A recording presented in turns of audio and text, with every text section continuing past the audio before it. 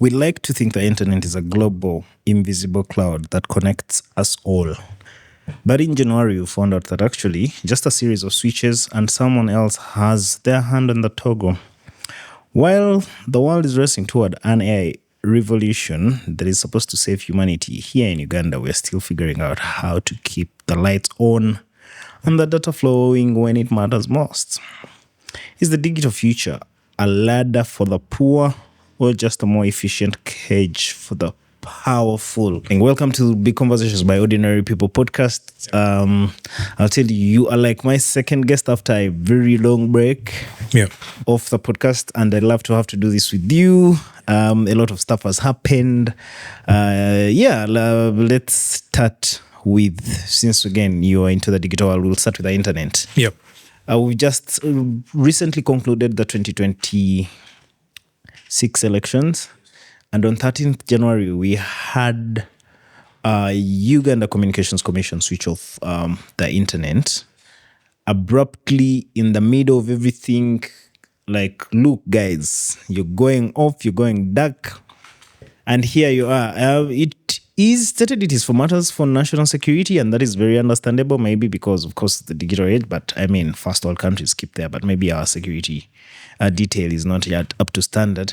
But in terms of how this looks for you, the internet going off, at the day and age in 2026, where you'd expect that the internet is global and no single authority has it for themselves. What does this mean? Does this mean that us being poor is forever going to be a burden, that even tools like the internet that are actually supposed to, give us some sort of square ground with, demographic, where we come from, Africa, maybe education and times of civilization since it got to us, the internet looked like that promise, that hope we had. But now we also notice that it takes just one person to, have the switch of on and off. What does this mean to you from your perspective? What does this mean? So as a person, first of all, I had internet across that period of time. There are ways around it. If you're smart, if you've taken time to go on. Unless you had... No, I'll show you. On every phone, under settings, you can actually... I have to be careful with this. You can actually decide if you're switched off from the general, I would like to call it pipeline. You can actually go around it and figure out a way to change the name and...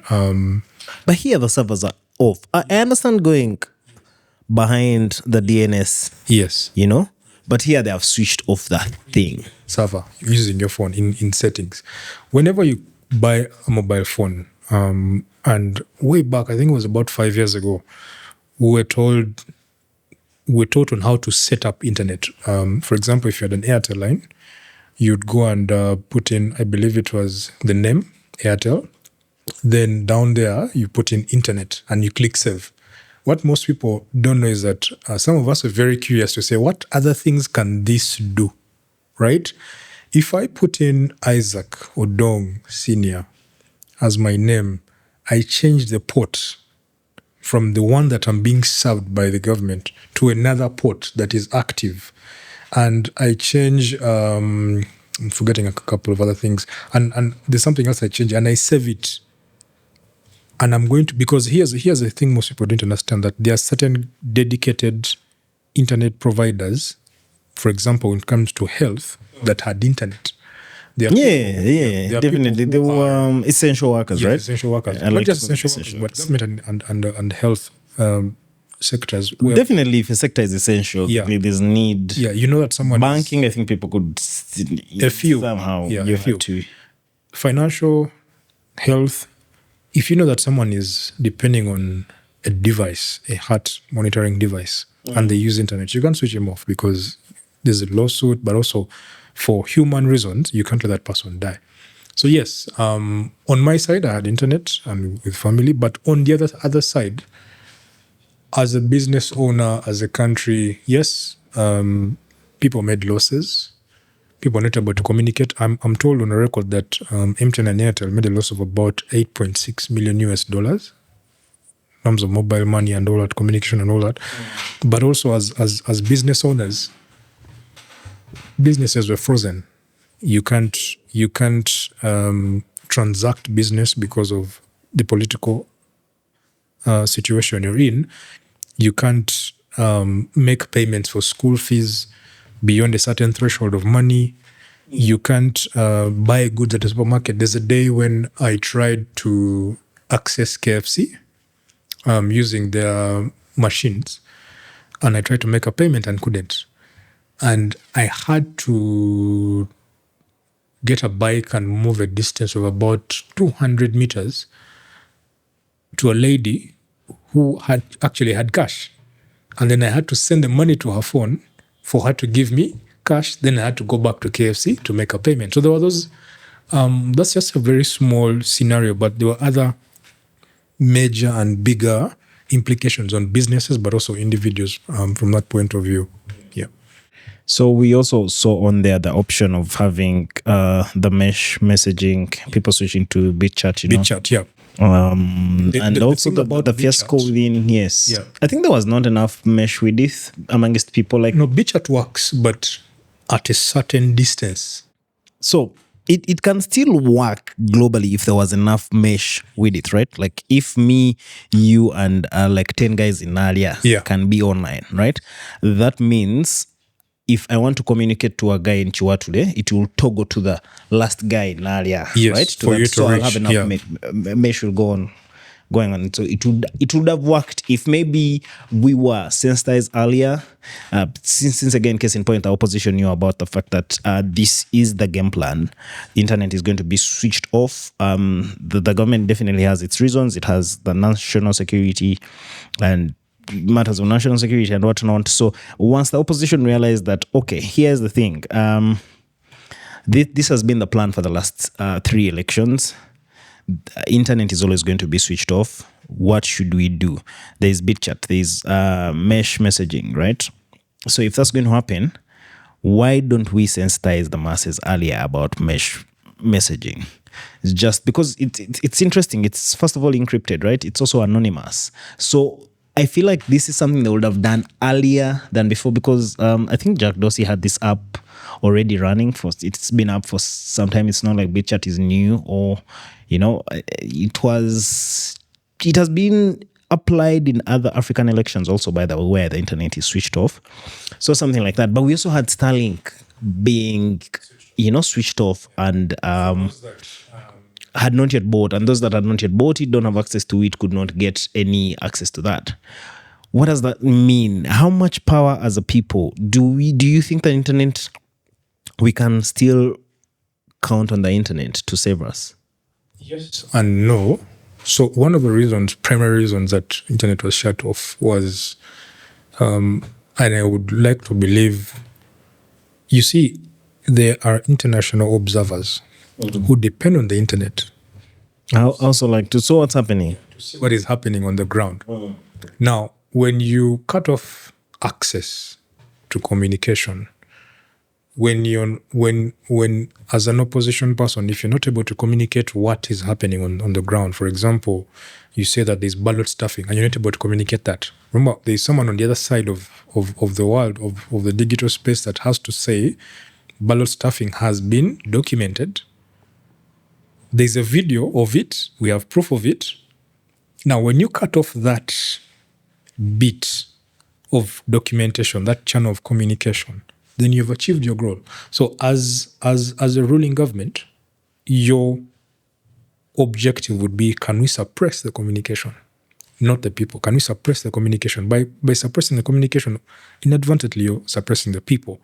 So that is first of all. Second is to say that, and from an intelligence perspective, we don't want sensitive information being shared over these platforms. There are tools, as I will share with time, that can allow you to share information beyond the Meta, X, Instagram, and WhatsApp of this world with other people elsewhere, simply by tapping into one's phone during that period of time, picking that information and sharing it with an observer elsewhere, and to say that beyond ballot stuffing, beyond alleged ballot stuffing and these other things, this is a piece of communication between these two agents, between these two polling agents, between this MP, and that information can always be. There are tools I'll share on the podcast that can be done to infiltrate someone's phone, to gather even deleted messages can be unearthed. Deleted WhatsApp messages can be unearthed using softwares, what we call over-the-air OTA softwares. Oh, interesting. Then we've also had so in the same gap, right? The internet affecting, of course, who becomes the next world leader, right? Maybe positively and negatively, but case in case our country, I think there's so many questions because, of course, it feeds into the transparency and the trust issue. But also before that, before when we're just campaigning, we've seen what has been very clear as deep fakes, right, in the videos, and they've been so good at it that you'd fail to actually notice it. But luckily enough that to me, I was seeing TV content. So every single day I was seeing TV content. I'd notice that there's something fishy with these numbers, right? Like, first of all, they're very intentional with what angles to get. So they'll go to an area, get new angles so it will look like new people, but then the depth of the drone shot would have just a deep fake of the video, something that is altered to just match into that, right? And that again feeds into the propaganda of, look, you saw the campaign, I have, the supporters. So this explains the percentages. So all that, if it's to tally down, I mean, someone put on every single campaign had much bigger crowd. Like you'd see it, continuously see it. Then it came to the opposition where you'd see the difference between what's a real crowd and what's being generated through a computer. What does all this technology mean? So first off, you should know that what you've just explained is just a figment of what has been happening. So if you remember 2016, I'll start with the US. Donald Trump was contesting for presidency with Hillary Clinton. That's when this all started. We are just adopting it right now. And it's just, what you've shared is just a figment of that. So it's a carefully crafted campaign strategy whose ultimate objective is to sway people's thoughts, moods, and mindset towards a certain goal. For example, if you'd say that I am 55 years of age, I have lived through, from 1986 to date, I've lived through a peaceful era, largely peaceful era. My business has not gone through any form of theft and all that. Yeah. Then I'd like that to continue because I have a family to feed. Vis-a-vis, I know this gentleman, he's moving with people. These people might, quote unquote, do this to my business if nothing is done. So what the people behind the campaign decided to do or decide to do is to say, one, creating a deepfake is not hard. There are tools like Hagen AI, there are tools like Pipit AI that can be used to multiply one person into thousands of people doing different things altogether. But what they decided to do and I saw this argument, I think Dr. Nicholas Opio, to say that there is a click farm being created. And I said, what you've explained is not a click farm, it's a troll farm. The difference between the two. A click farm is when I create 1, 2, 3, 4 people. I go to Facebook, Instagram, and say, let me create a fishy character whose job is basically to comment on what people are saying. So step one is creating what you call a troll farm. And this is how they do it. One, you go to a platform like thispersondoesn'texist.com. There's actually a whole website around that. And every time you refresh, they'll give you a new profile picture, which you can always twist and get, you can always change to get faces from different places. Now, when you create those profiles, you go to a place like SMS PVA. It's a whole website where you can actually buy phone numbers, right? Now, when you buy these phone numbers, you have this profile. There's another AI, I forget the name, that can create for you a profile of, let's say, Mark. You want to create a profile of Mark. Mark's profile is he's maybe 25 years of age. He's going to Macquarie University. He has gotten a master's. This is his page. Then when you create that, of course, for you to verify the social media account, you need an SMS, a number. You go to SMS PVA, you get a number for $1. Verify that account, and that account exists. So you have a profile that has a Facebook, Instagram, TikTok, maybe a Threads account, maybe a LinkedIn and YouTube, right? Mm-hmm. And that's one profile. And you can do the same system if you have a team of about 10 or 15. You give them a target every day and say, your target is to create for me 100 profiles. Currently, as I speak, I have about 3,000 of those. And then you use a platform like multi-login, and you give it targeted keywords. When someone mentions this, your job is to bash.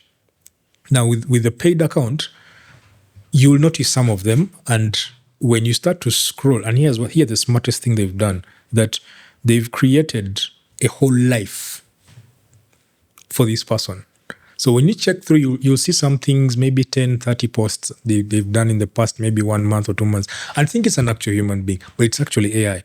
Now, when you have that is what you call a social media army, quote unquote, a troll farm, then your job is now to is now to put down dissenting voices on every post that a candidate has. In this case, if they have the manpower, your job is just to push down, and multi-login can allow you to do that from several. So you have several accounts that are logging in from different parts of the world, whose job is basically to do that. And even they've gone ahead to do it with WhatsApp now, that you'll have these guys view your statuses, status changes and all that, and someone will comment and you say, how did this person get my number?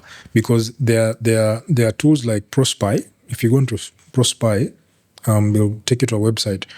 You're able to just plug in someone's number, buy the software, plug in a number, and you're able to see what this person is doing. You're able to see deleted messages. You're able to see what messages. Yes, these deleted messages and things in the inbox. You just go to Prospy. I kid you not. It's but then over the why isn't WhatsApp attacking that? No, they've gone ahead to do that. No, never believe that WhatsApp is safe. Never believe WhatsApp is safe. Even if you have an iPhone 17 Pro. You'll never be safe. I keep telling people that if you have very sensitive communication, WhatsApp, Telegram, Signal are not safe. I thought Telegram is safe. None of these things are safe. Your data is being sold. I would rather you shared it on a platform called Threema, Threema. It's used by, again, I have to be very careful. It's used by people like the special forces in the US or the black ops whenever they're communicating. Because even you ask yourself, how is it that, and I want to take you back to some bit of history. There's a season when terrorists were being discovered and they would send bombs using drones. How is that possible?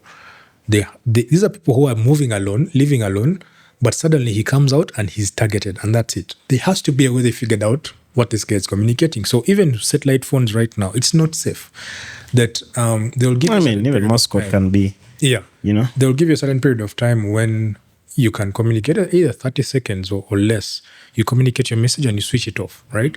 So that is step one. Step two would be, how then do we cut the communication with these people? Then you cut off the communication by saying, can I speak to the head of UCC? Just cut off communication from these networks and see what's happening.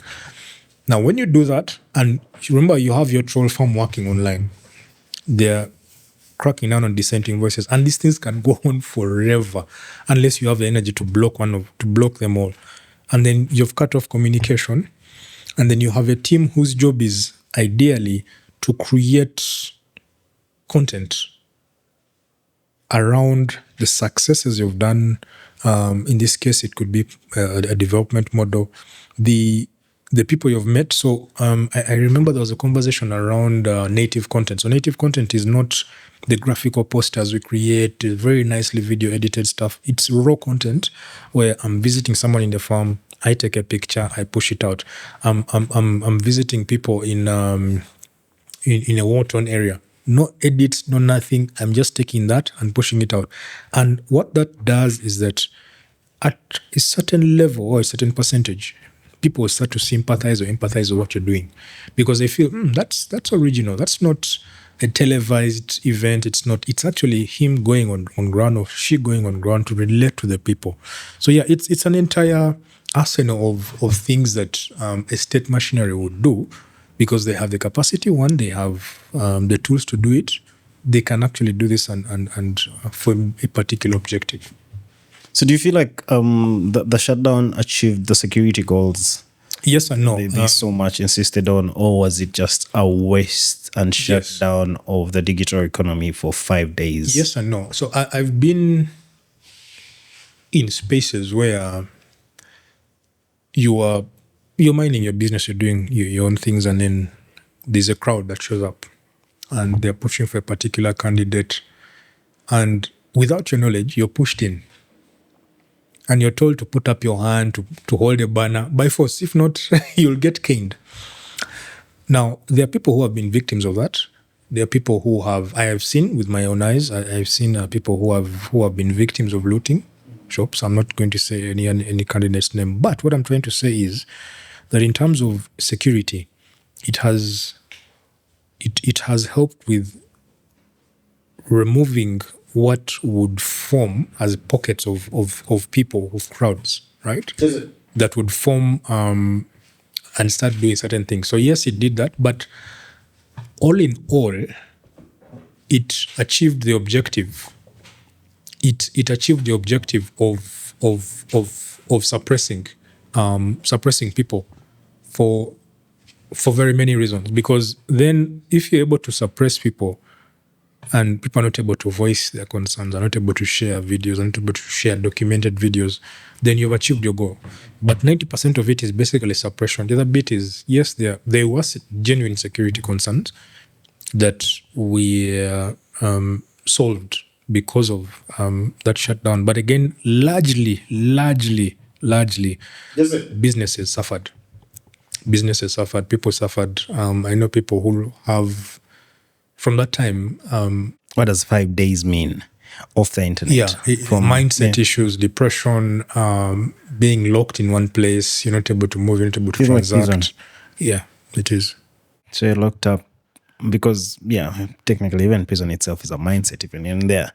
So yeah, then what does this mean for our future? Right? Like, what's the adoption rate like? What does this mean for the inclusion of AI into the work we do? What's like the solution? Like, how do we bypass the government and still stay connected to something huge and global like the internet without fearing? Is Starlink the solution? Do you feel like Starlink is the solution? Because with Starlink we're not going to have to battle with it's going to be independent satellite, right? You're getting directly from the satellite, so there's no UCC to come in between you. Then also, what does this mean in an era where the USA and China are in a huge fight over the infrastructure of the internet? We see China is now putting, underwater cables that are passing all through 70 countries so that they make sure that no data stream of they can pass through the US, right? They just have enough information to the data as China. They control the internet because this is what they're building. They just don't want the US involved in anything. So what is something like that? What does a shutdown from what to go? Like, what's the solution? How do we bypass the government? Right. Is Starlink the only option we have? It's not. I'd like to share something I think will come to reality maybe 5-6 years from now. So you've mentioned something very interesting about US and China and their AI. So US has invested about $109 billion collectively in artificial intelligence. China has done about 9.6 billion. And for very many reasons, they're watching to see what happens. So my But China is leaning towards better governance, right? Yes. China's with, always with their been- developments yeah. and their systems. Because right now it feels like the battle with the search engines, with all the large language models. You feel like you have to choose between the Geminis, the ChatGPT, then the DeepSeek, the China thing, and the US thing. I'd always go for China, and I'll share why. Now, when you look at China's model of how they run the country, and basically their foreign policy, it's infrastructure, roads. They'll build the roads. They'll build buildings they know are, for example, going to house a hospital, a parliament. It's better infrastructure, because without infrastructure, you cannot do anything much. God forbid the internet was shut down completely. What next? We have to go old school. And that's how now China is thinking. They're not thinking 10 years ahead. They're thinking 100 years ahead. That if there is no internet, still I have to drive a car, move and conduct business. If there is no mobile phone, I still have to walk on a better road, right? For the US, largely it's e-commerce, it's building of technology and all that to support, of course, their country and their people as a first basis. But bringing back to artificial intelligence, I believe, and it's my strong belief, that the infrastructure has already been built for what you call a super AI. So what right now most of us are getting used to language learning model, large language models like the ChatGPTs of this world and Perplexity, Sora, Gemini, and we think that's where things stop. No, there is going to be, and I'm very sure this has already been built. Infrastructure has been built to listen to people, to predict their next move. So look at security agencies tapping into AI to listen in on your conversations before you commit a crime and stopping that crime before it happens. Then on the other The side, CIA has been doing that, right? So the AI is doing... not using AI, just listening into conversations and saying this and this is happening and this, but an AI predicting or looking at a large language. Preventive arrest, like Yes. Uganda police. Yeah, just not preventive arrest, but also elimination, which is the other side of it. That if I know that I'm a congressman, for example, I have gotten a deal to build an AI, super AI, that can listen in on my opponent's conversations, I'm going to eliminate that person because he's a threat to my seat. So I'm looking at two ways that, yes, there's preventative arrest, but there's also elimination. That I can actually create accidents in time and scrap the records off the internet or off the phones, off the computers, and people will never know. But an AI has done that. I believe the super AI has already been built. What I think they haven't told us yet is, of course, where it's stored. We can't know that information, but how big it's going to be, because privacy has been a very big issue for people like Elon Musk. That's why when WhatsApp said that, when people said that employees from Meta could listen in on your WhatsApp conversations, Elon was the first to jump and say, "What? Actually, WhatsApp is not safe." And like I said, if you use tools like Prospy, over-the-air tools like Prospy, and buy it and put in someone's number, I kid you not, you'll even see deleted messages from there. What does that say? That these corporations are mostly interested in profit, not safety, not communication, not we can send a message to someone up. No, It's always going to be the highest It's always bidder. going to be profit. Yes. And the other thing that we should also be careful about is that when it comes to governance, I'll give examples. Rwanda has been able to get a very high score when it comes to governance because they're using the Rainbow platform. Kenya has something called Huduma number, which is able to verify people's information. So remember, with our own election here, you'd have to go to the polling station. They'd have to verify your information manually. That's not the case in Kenya. They have tools to do that. In other countries like China, for example, they have the software that can even tell if you've committed a crime way before verification. And I know for a fact that they're trying to integrate that into WeChat. So there is a rumor, and I'll say this again, that Elon is building the WeChat for the US, for the world. So WeChat, you can go in there. It's basically a social media, a social networking platform, but you can also do some bit of shopping in there. You can connect it to other e-commerce platforms. You can connect it to so many other things like Safe Border and whatever they're doing in there. And Elon is slowly. So one, we had Twitter, which transitioned to X. Next thing you know, we have Grok, which has been integrated to X. What's the next 5 years? You're going to see 5-6 more apps integrated within X. Yeah, to up the valuation, yes, right? Not just valuation, but to make it convenient. So you see the media model, for example, that and we have very good an example here in Uganda, that if I'm able to build, this is how it starts. If you come to me as a service provider and say, Isaac, I can do branding for you, and I look at my costs, my operating expenditure, and I see that branding is taking 100 million away, why not build a branding company and make it part of the group? It's the same thing with WeChat and X, that they want to bring apps to one ecosystem. If I'm able to put the driverless cars and all these other apps that he has, PayPal and all that, into one app, first off, I kill competition, but the revenue stays indoor. It's the same thing with what these guys are doing in Kenya and Rwanda, that they have apps, biometric validation systems that are being built every day. I'm sure people in Uganda have noticed with the election period, there are problems that have come up, and someone is thinking, can I create a solution around that? Which is how the Kenyan guys and the Rwandan guys did. Create a solution around that, make your money, wait another 5 years. Yeah. So, but I also think for the Twitter thing, partly because most of it is Elon just doing business, right? So Twitter is struggling. He buys it at 44 billion. He buys it at 44 billion. Then he uses the AXI to give it value. Also promise through stocks that this is going to be part of the whole big thing, the SpaceX. So in that trend, one small thing is part of one huge, because I think SpaceX was already being valued at like 1 trillion, right? So most of that is the business behind it.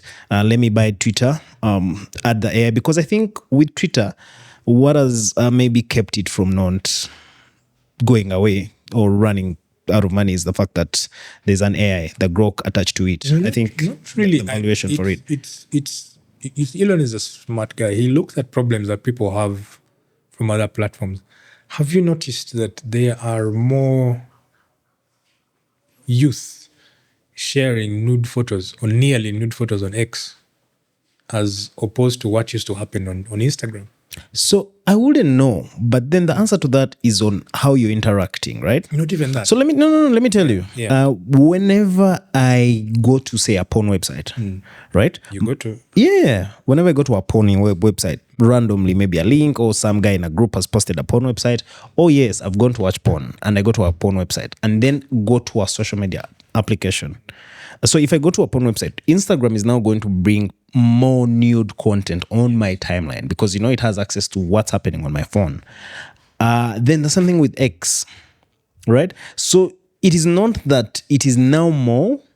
It is just that they've done a lot of refinement in, I will correct you on that. They've done a lot of refinement in how the algorithm will work, on how fast the algorithm traps onto, what you could be most interested in. So again, if you're definitely interested in and I've done that.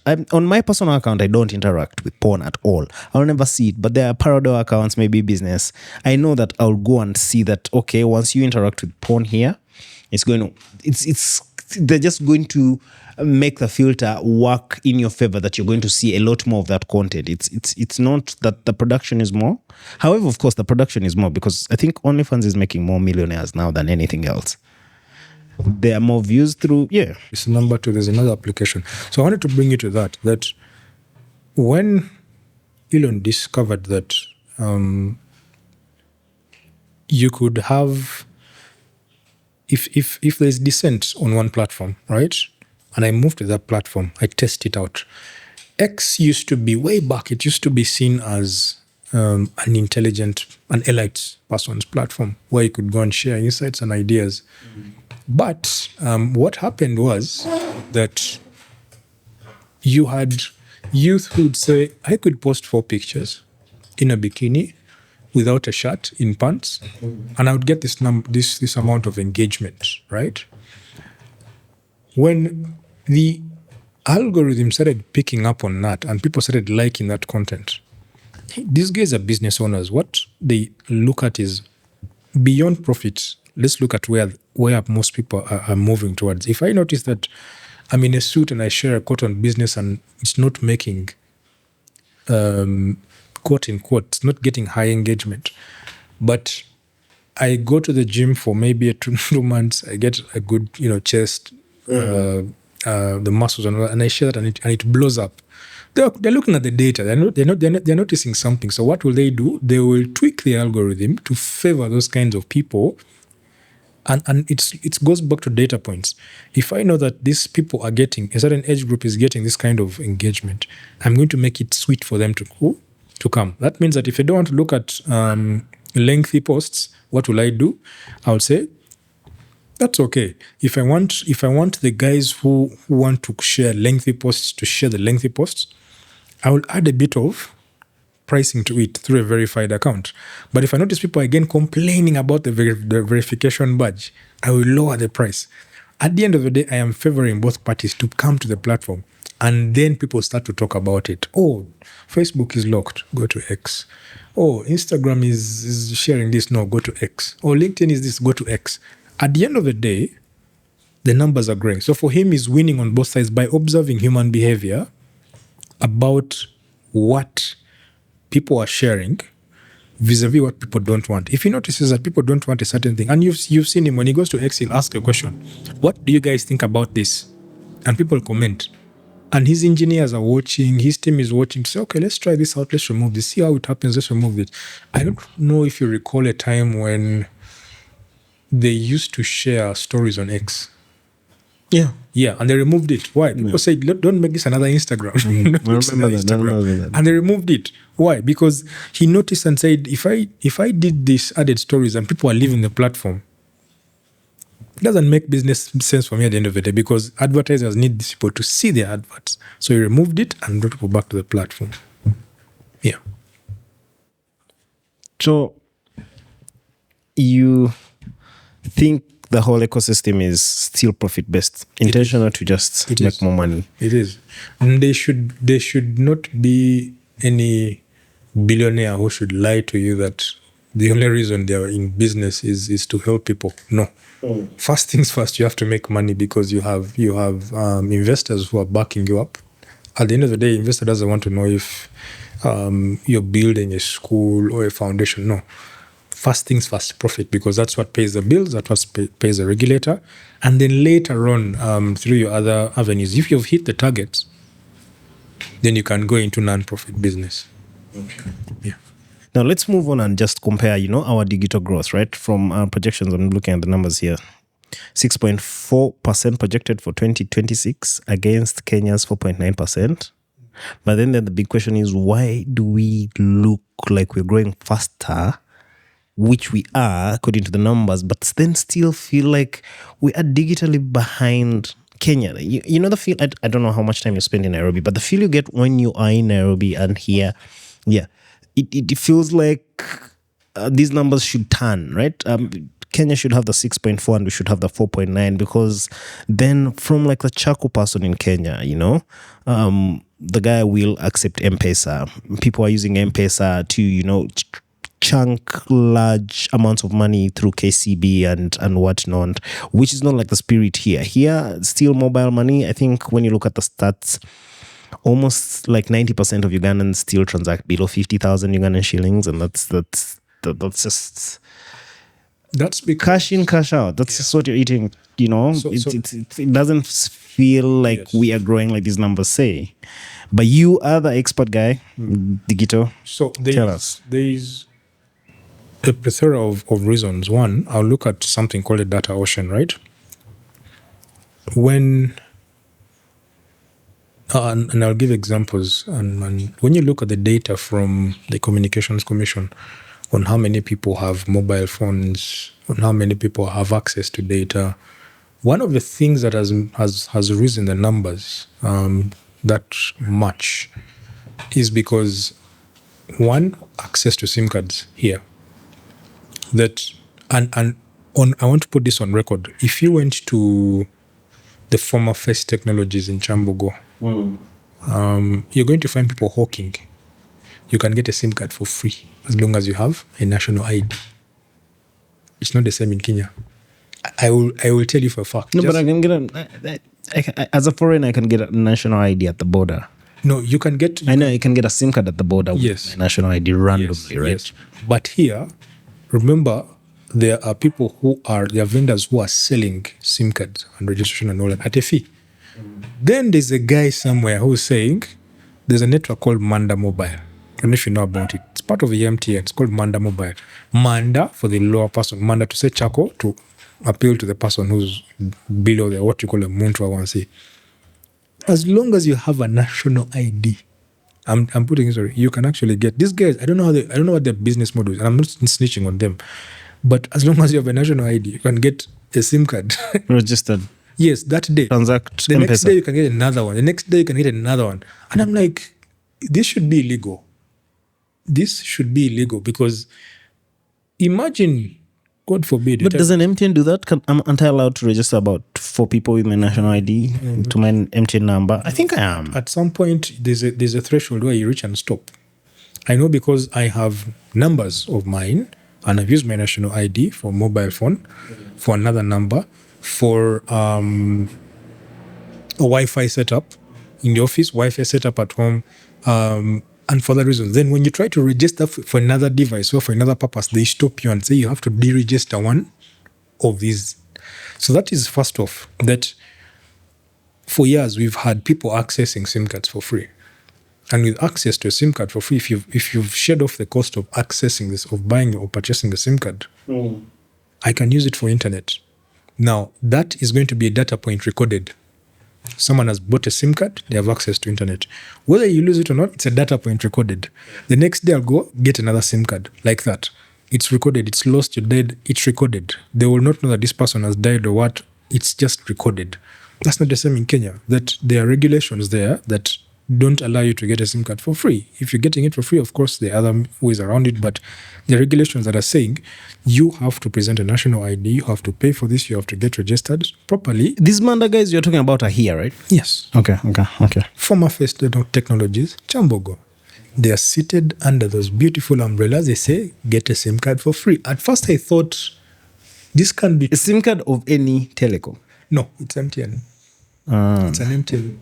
So what's the relationship between I have MTN? no idea. Okay. But every time you try it, and it's not the same prompts that you use to buy data. They have their own codes. It's star 149 instead of star 185. The messages that come through are largely in Uganda, not in English. They are different. It's for certain, and I don't know if the CEO has picked this, but this is happening. There's a guy who... So you're saying this is why our numbers are high, right? And that's the first data point. Okay. The second data point could be that there are places that allow for us to get internet for free. There are Wi-Fi free hot zones. Universities have been, I know, for example, Makerere had this at one point, where as long as you had a SIM card, you had a smartphone, you'd sit and access. This data, remember, is being recorded by both the telecom and the regulator. That is 2. 3, and I would like to think this also contributes to it. 1, access to mobile phones. There are promotions I've seen where I'm told you can pay a certain, it's called installment purchase. You can pay a certain amount of money and get a mobile phone. Whether you complete the payment or not, that's up to you. But you can pay, I think, 50,000, get a mobile phone. I don't know if the same is happening in Kenya. I don't have that data, but I know it's happening here. 4, there are people who have multiple SIM cards, multiple phones who are using one individual. So there's a lot of data that you have to look at to say this is what is actually contributing to that. Because at the end of the day, it's not just about why are our numbers higher than Kenya. you come down to productivity. How much money are they making as compared to us? And I'll tell you, they're actually making more money as compared to us because they transact more. But also, when you look at M-Pesa, Safaricom, I think they've done a very good job of favoring the person in Kenya as opposed to here. And if I like to remember very well, the idea of making a payment and putting in a code started in Kenya, not here. But regulations caught up with it in Kenya, not here. But you see that you want to do business with someone, you just ask them what's your M-Pesa number. That started in Kenya, and we just borrowed the idea. We're not very innovative when it comes to that space. Yeah. But also when it comes to that space, both Uganda and Kenya are transacting over 110 billion, right? In mobile money, right? But still, Uganda feels transactional dense, and then Kenya feels value heavy with their M-Pesa and us. There's that peak, That could also be now attributed to the environment we're in.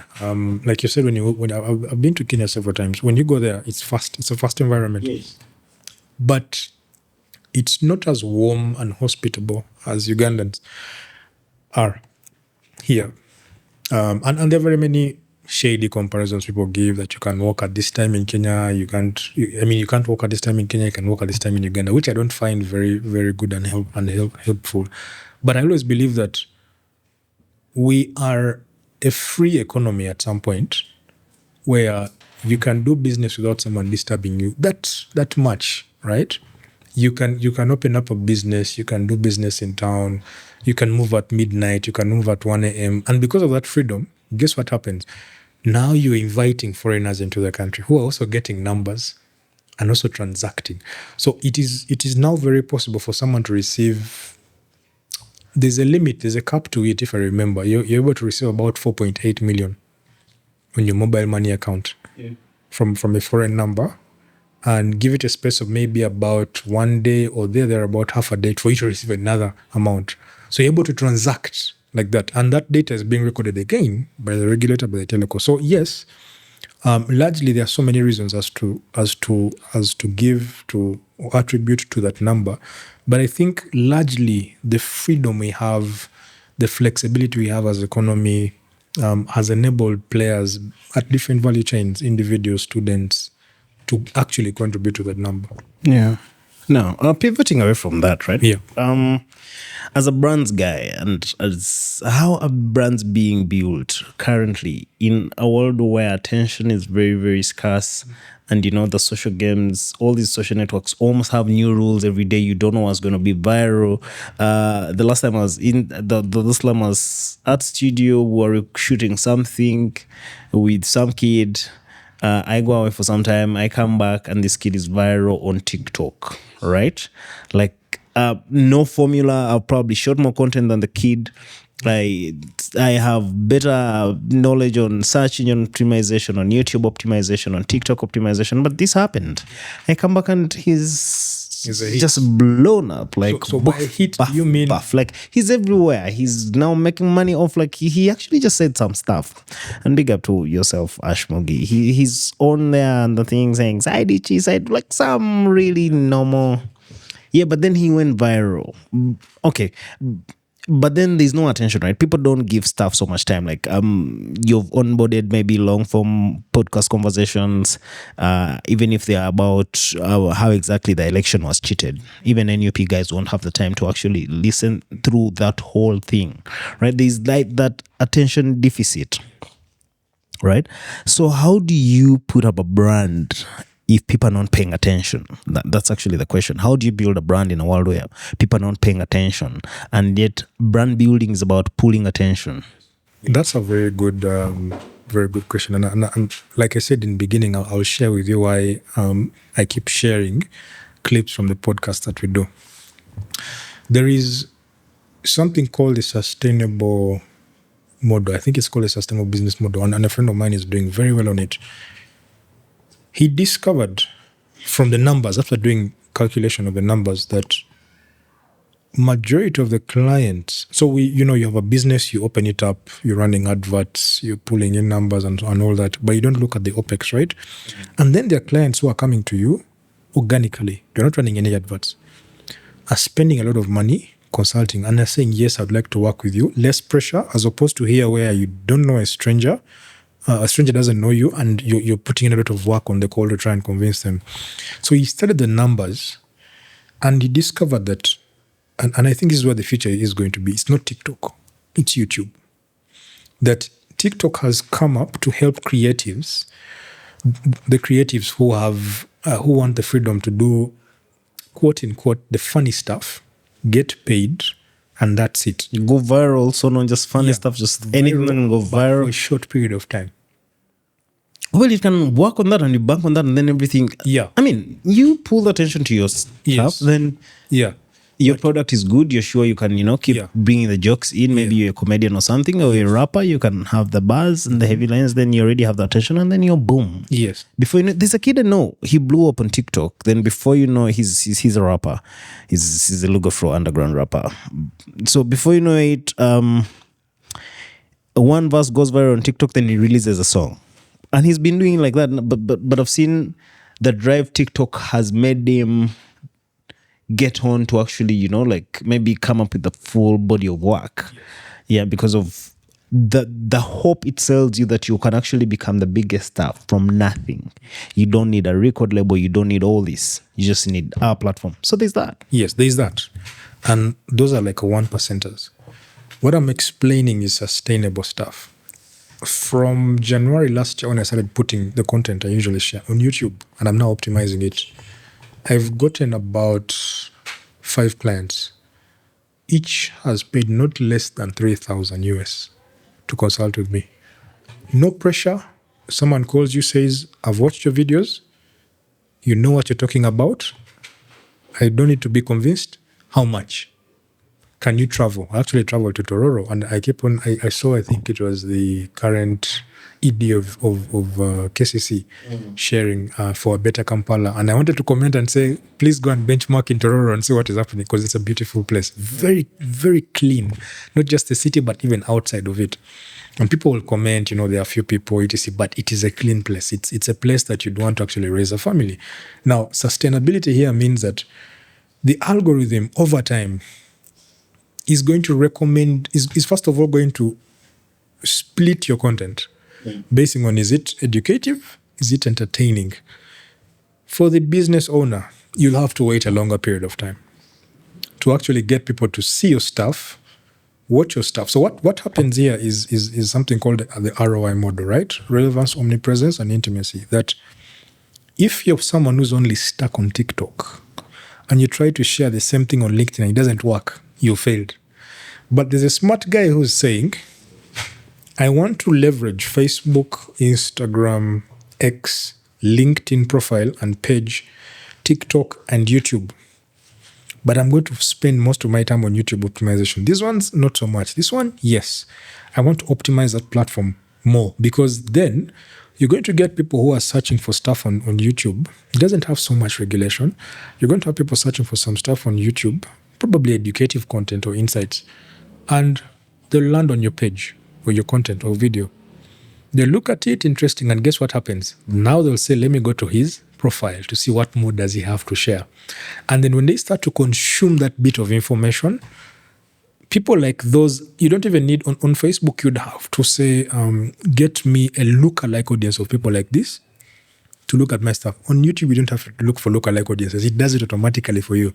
And then it starts to compound from there. With time, someone texts you, you received right now an email, someone commented and said, what's your phone number or email address? We need to talk. Or what's this happening? We need to talk. This has also happened on LinkedIn for me, that there are people who will text you, not the guys who want to promote stuff from India, or, we are a company X, we do, no, not that kind of transactional conversation. People who generally call you and say, or text you and say, can you share your number with me? I think we can do business together. That is not happening on TikTok. TikTok, 90% of it is going to help the creative economy. I want to go viral.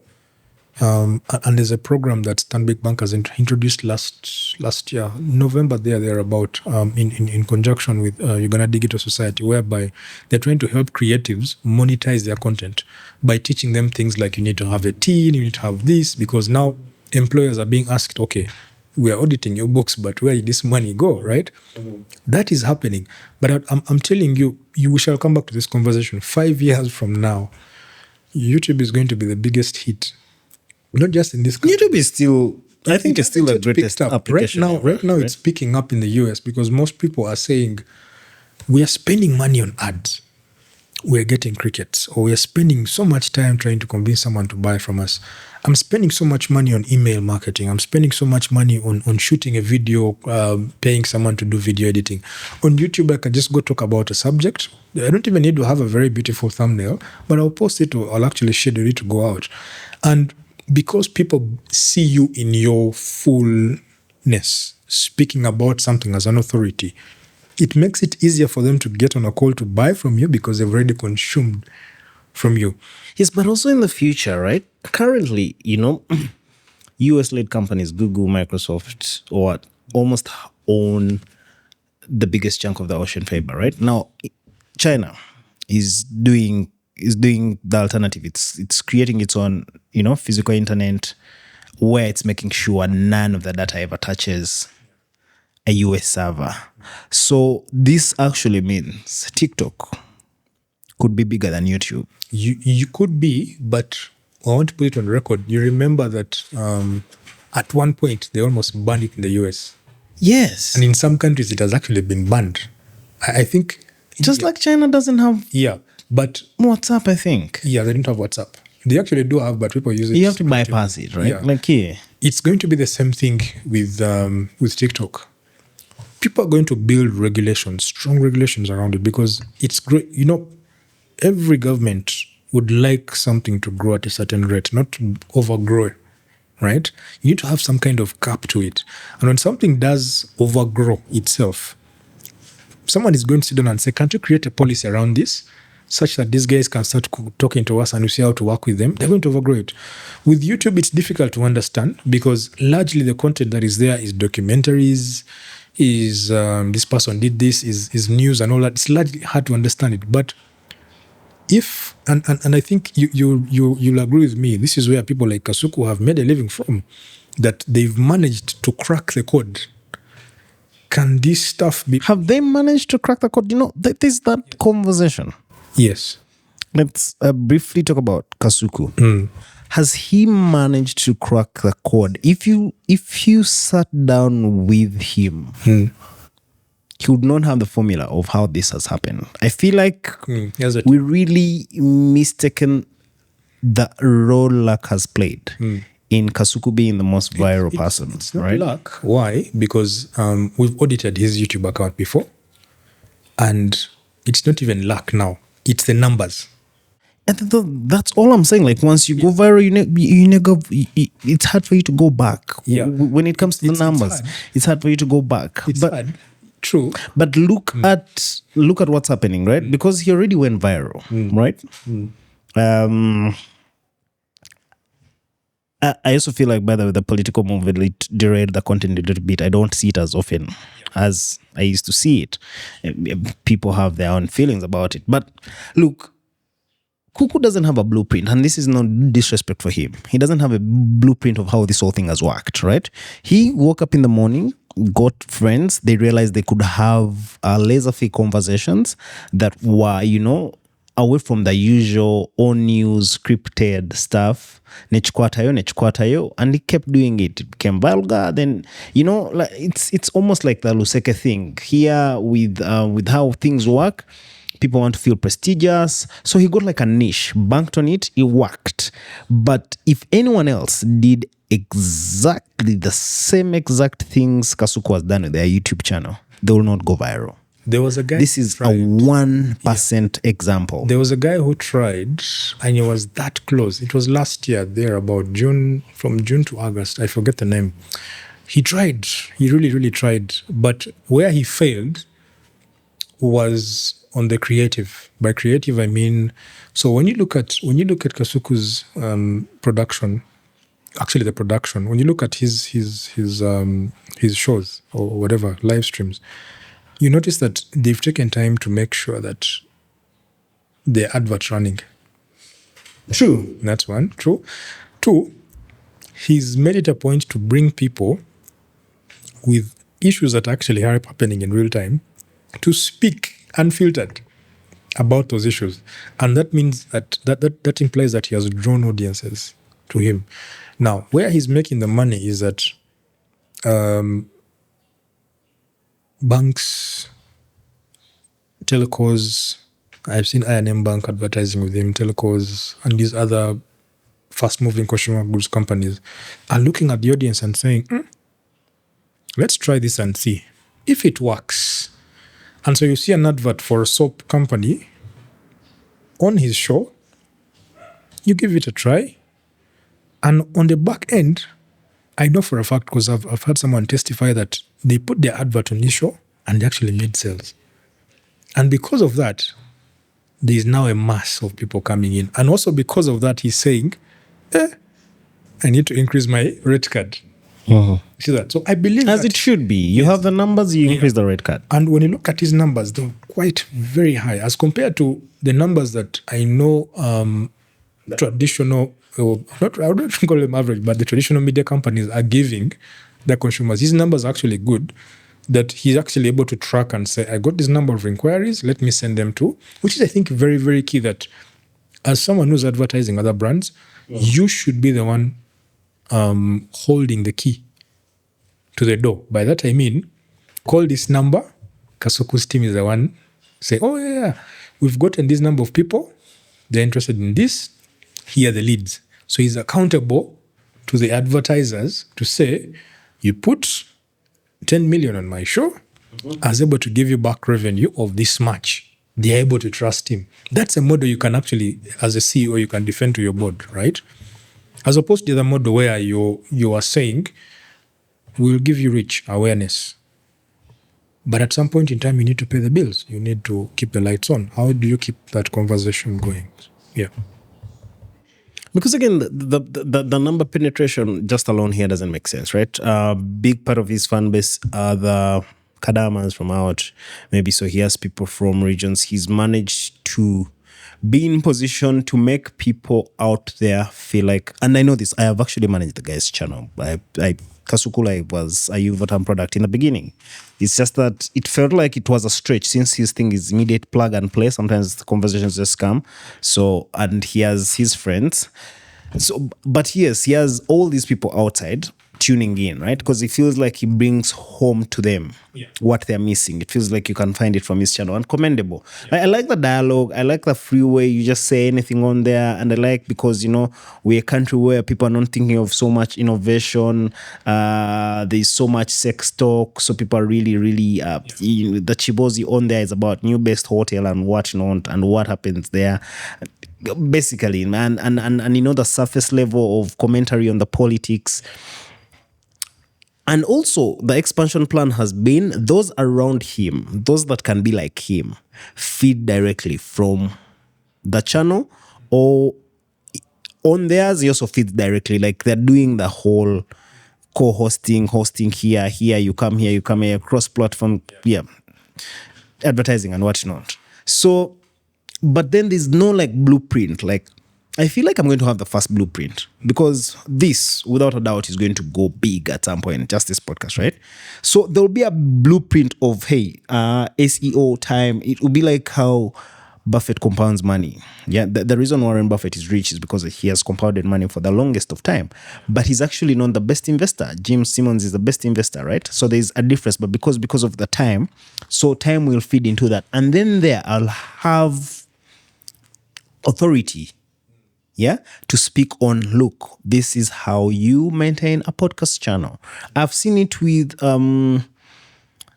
Scarlett, the Diary of CEO, the guy, with his Butler, is Steven. So I've seen it with this process to from where he starts to the discipline to having more downloads than Joe Rogan, to just the consistency and giving it. Of course, demographics also matter. He's in the USA. We're down here in Kampala.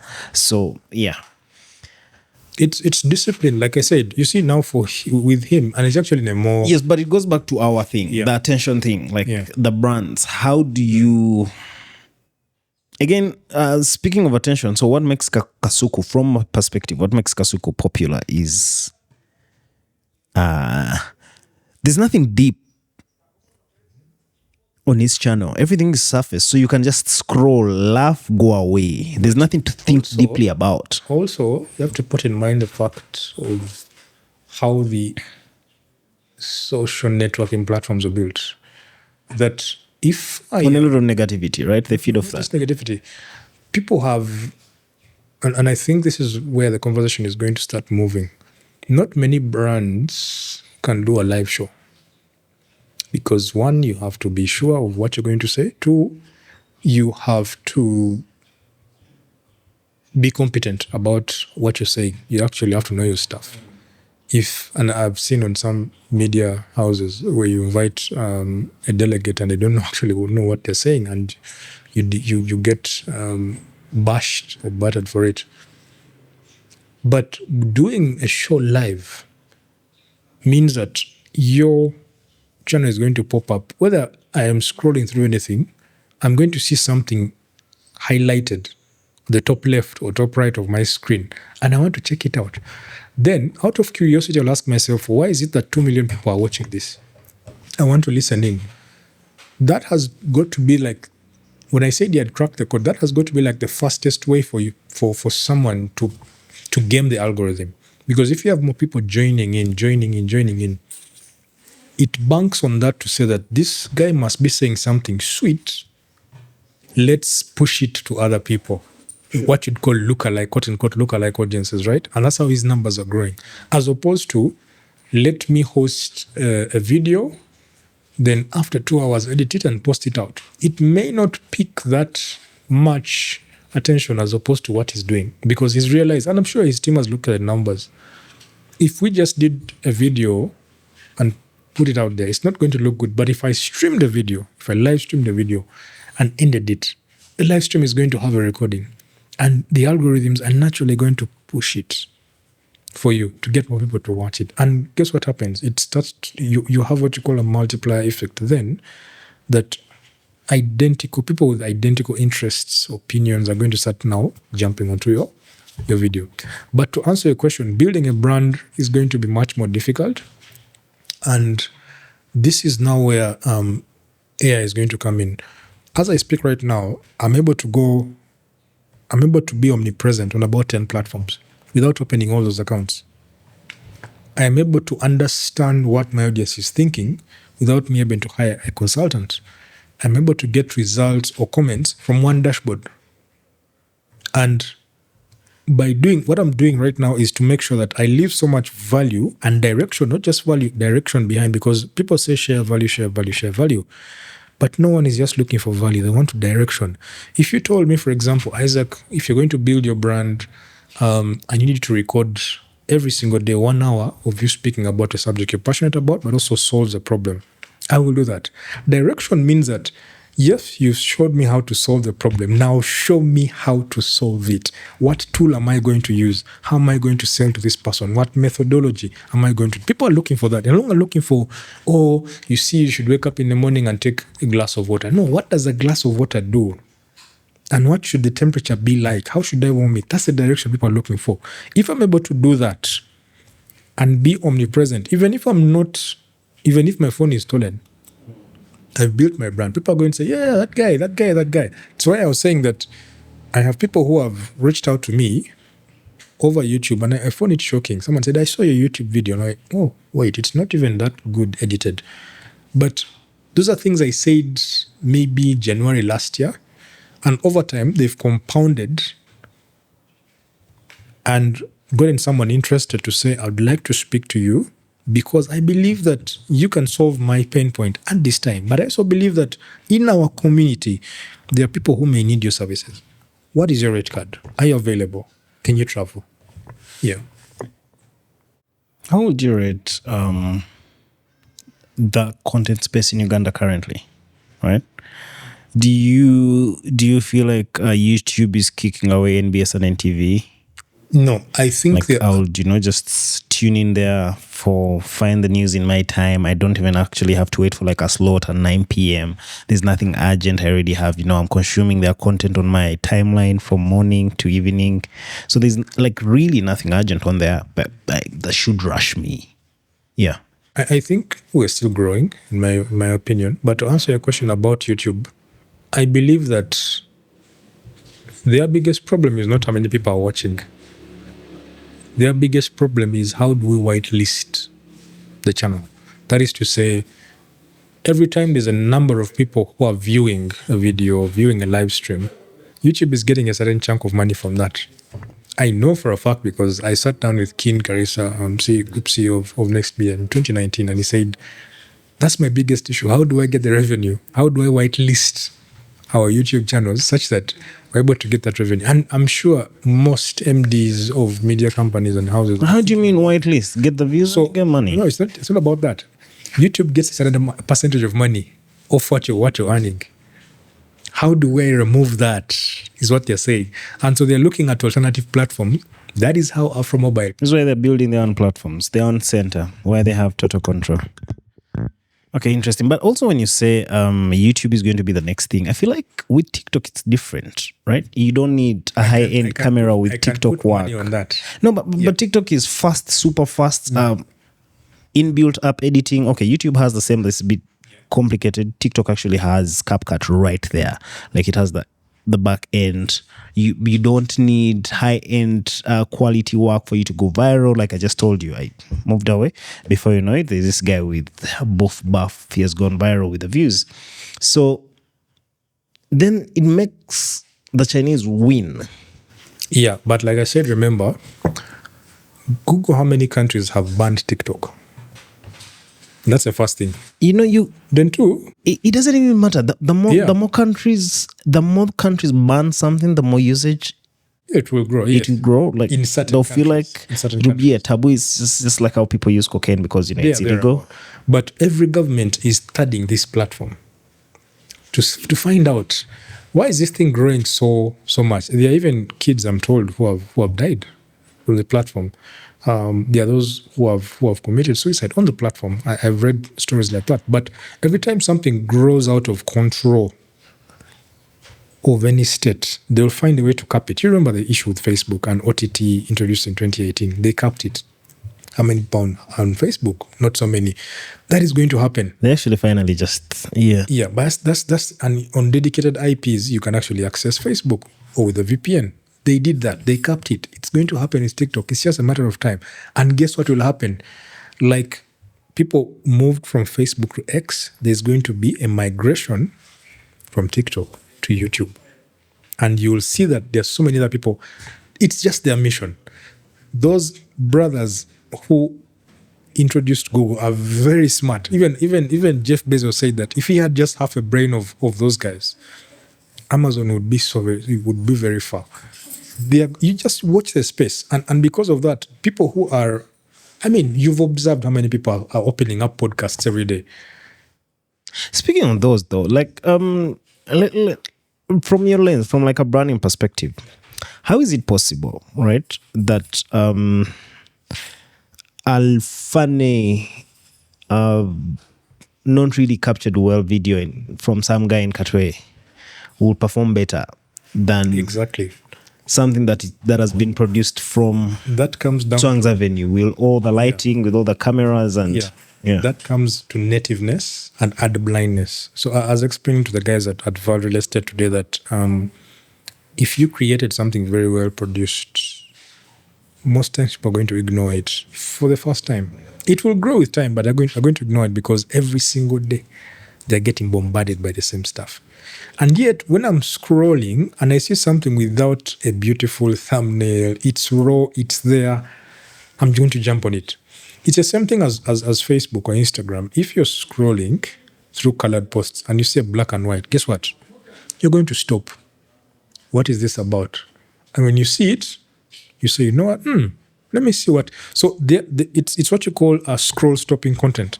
Most people are creating scroll-stopping content as opposed to heavily produced content. And many business owners who are relying on video produced content in the US right now, I know for a fact, are letting go of very many production teams and saying, create something simple, basing on evidence we've seen. Just don't put so much, captions and all this. Just create something simple and put it out there. And scroll stopping content. Once you pick someone's attention. What is scroll stopping? Like, it means that you're not doing the ordinary. Okay. You're doing the opposite. If it's color, something not black and white. If it's so many thumbnails, you're saying no thumbnail. Let's just be there. That is scroll stopping. Yeah. How are we making money off these platforms now? Share more value, share offers, but also run adverts. So my at this point in time, I'm relying on two things. I'm not relying on paid adverts for promotions and stuff. I'm running paid adverts to build audiences. So most of my adverts are list building adverts. List building. So for example, get access to my Facebook marketing blueprint. Just give me your name, phone number, and email, or name and email. That's it. Then I'll use email to remarket you. Then email, I'll drive you to my YouTube channel for you to consume more of my content. Because I discovered that adverts were not really working because people didn't know who I was. You take more time to run adverts to get them to get to know you. But on YouTube, someone consumes and says, I've seen enough of your stuff. I want to buy. So, would you discuss the gains? No, the genius of WhatsApp status marketing. Very interesting. Now that we've gotten into it, I'm currently testing. So I've been using an application called WhatsApp. I don't know if I told you about it. Yeah. So WhatsApp is an app built in India. And leave alone this whole go into WhatsApp, run an ad and you see it on Instagram and all that. No. With WhatsApp, if I have a list of people, I can actually put that list onto WhatsApp. And before I actually send the message, what I'll do is I'll go to settings and then I will say for every message to go out, I want you to limit it. The space between each message going out should be 30 seconds. Reason is that if you send 10 messages at the same time, they block your account. Then I will go to the message and say, now, for example, there are things called placeholders in email marketing where you say, dear first name, dear last name. In WhatsApp, it's dear value 1 or value 2. Value 1 is the first name. So I'll put dear value 1. Now, when I receive the message, it will address me as Isaac. Hey, Isaac, I'll feel like you're speaking to me as opposed to if it's a WhatsApp broadcast. So that is happening with WhatsApp. However, there are platforms like Luminous CRM and Fluxawapi, which I'm using right now, that have made it possible for one, as opposed to me sending out just broadcasts, I can actually do adverts within the platform. And I can actually automate responses for everyone that responds. I'll say, if a rule is, if someone says, I'm interested, this should be the next response. If I say this, it should fully, WhatsApp is being automated right now for that. And it's a game changer for many people because people are still testing it out, but for those that are winning, they're always asking, how did you do this, right? And it's going to be the next frontier, I would think, for corporations who are advertising. Where do you think there's like a massive gap in the travel Uganda content as compared to other countries? One, I think we've not... So from experience, right?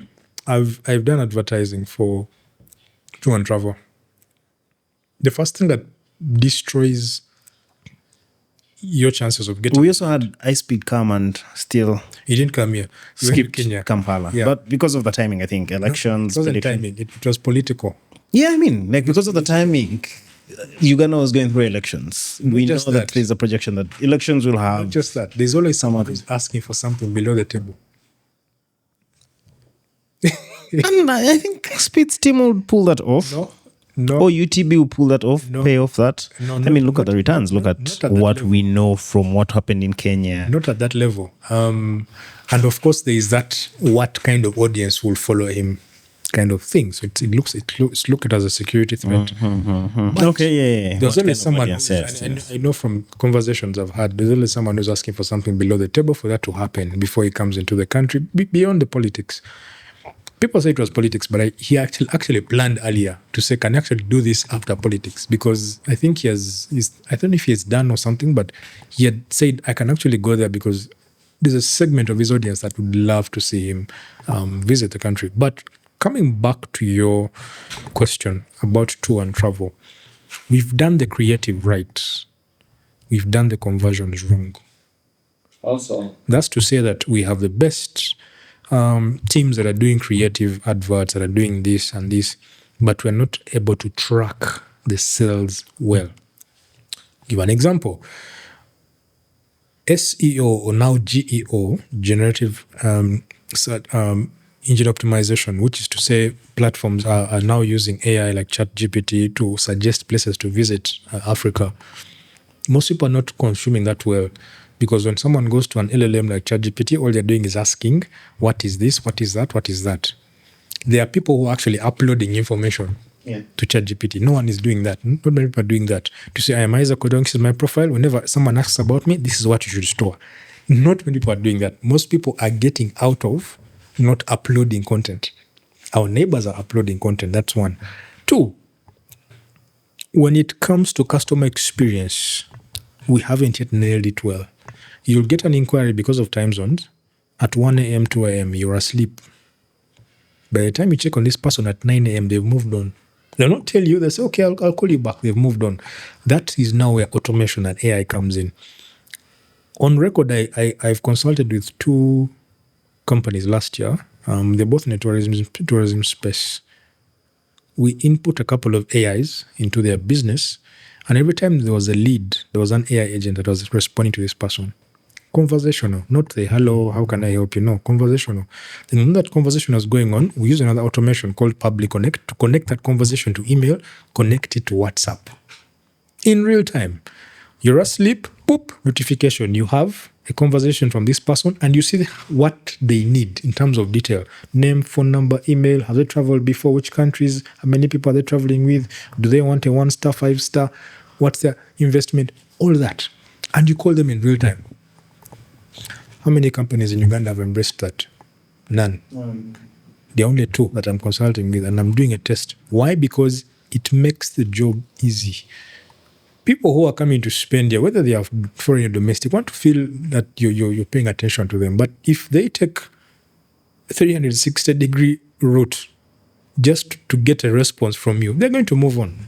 So in my opinion, I think that if we're going to hit those numbers, we have to figure out, it's not about the partnerships, the trips, I don't know, to the US and what. No, that can always be done. And I've seen people who have made losses. Even when you go for those trips, how are you generating a lead there?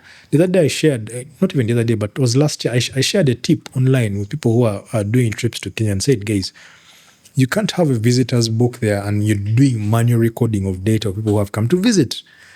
Have a laptop or a pad, have a QR code, let them scan, and take them through pre-qualification questions. Because for them, it's also discovery. This is good information. This is good tech. By that, you're building a database that you can then use for email, SMS, and WhatsApp marketing. What do we like? Visitors book. I think that's it. For me, I think it's the automation and the customer experience. Once we fix those, it doesn't matter how much money we have. We'll never hit our numbers. Yeah. And also in a world where AI is doing everything, what's the job of a digital marketing strategist? Because, search engine optimization can be done by AI. Well, it also feels like maybe, team leads, all they do right now is to tell subordinates on how to promote LLMs. Right? That seems to be their job, which is a bit cliche. So the threat that has always been in the people's attention of AI could actually take your jobs if you're not really tech savvy enough to make it, to use it to your advantage and use it to maybe better yourself. You could find yourself not doing anything because it can practically do just about everything. There are 2 ways around that. One, people are still prompting the wrong way.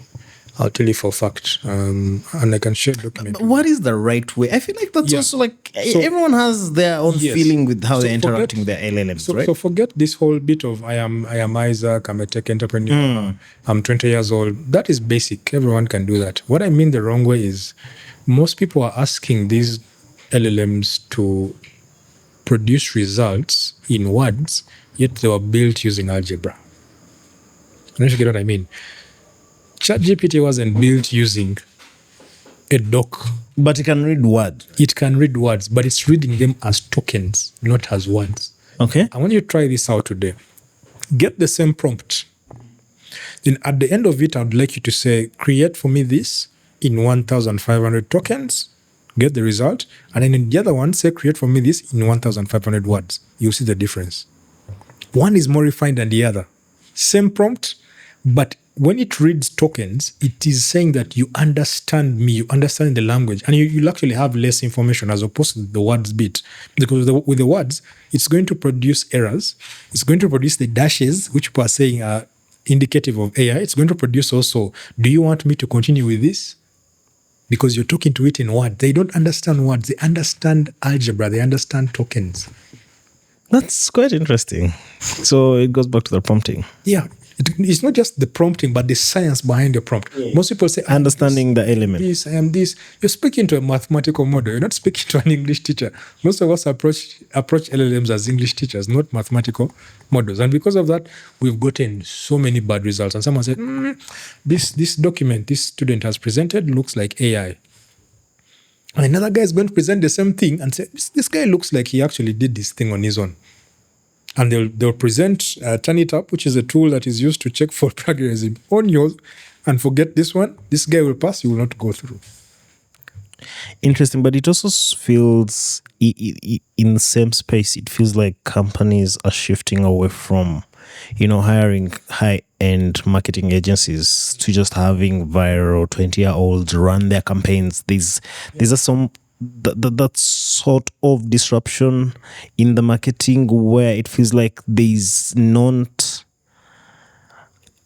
entirely a correct structure on how best people will consume your brand, right? So there's a lot of try and error where we're actually seeing a lot of disruption concepts from just young ones who, because again, we're marketing to the young ones and they're the target clientele, so but it's best to use some kind of them. Yeah, it feels like the marketing agency kind of style thing is no longer a thing, again, partly because of TikTok, right?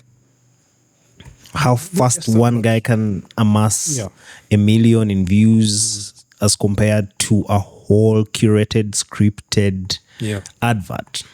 And that's because the youth or the young people are, first of all, hungry for knowledge, but also fast at execution.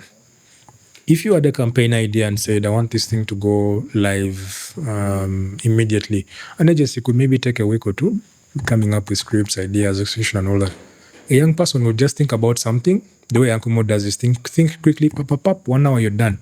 Idea done, it's pushed out. And people want speed and execution now, but also want results. So if you're able to get results from a youth, as opposed to an agency. And I know, for example, right now, I know some friends of mine who run agencies, they're losing business. And some of them don't get it that... and the agencies are very smart. Some of them are trying to employ these youth within them, thinking it will save face. No, but it doesn't, because then it kind of feels like it's just an agency with just one smart kid, right? Exactly. So it's not helping them in any way because, again, so many brands are saying, you're giving us reach, engagement, and a bit of conversions. How about all three? That is a question that I know fintechs and banks are asking agencies, that much as you've pushed our product out there, the billboards, the TVs, the radio ads. But also the cost of operation to this 20-year-old, right? Exactly. Who has taken on the job of the agency. What does that look like in terms of taxes and cost of internet? Are they taking a lot of bank at home because, they're just a one-man team? Not so much. Or are they even negotiating better? Like, what does it look in the boardroom for an individual versus the agency? They make money. Why? Because inadvertently, this person is doing what you call tax. Is it tax avoidance? I don't know what the term is. But if I don't register a company, but I'm an individual and have a TIN, I get less money. The company spends less money on me as opposed to an agency that has people. They'll factor in salaries, they'll factor in this, they'll factor in creative time. So as opposed to spending $30,000 on an agency, someone will say, oh, you pick that kid, how much do you give him? 4 million. No, 4 is a lot. Let's give him 2.5, 500 for tax. You've saved a huge amount of money because this guy just has a team, the other one is an agency with people. So that's how usually it works. Yeah, interesting. Yeah, so tax first talent in this case. Have a TIN register, don't open up a company. Make the money. And many of them are doing that. It kind of feels like if you're not using AI right now, you are working harder, not smarter. Do you feel the same way as well? Yes and no. There are people I know, storytellers, who have retained their jobs. I know a lady called Patience, I forget the other name, on Facebook, who tells stories as a way of selling products. And she makes sales for the companies. She doesn't use AI. So yes, there's that group of people that are not impacted, who are very good storytellers. Even those who are good at storytelling or speaking, good orators on video, they're not being impacted.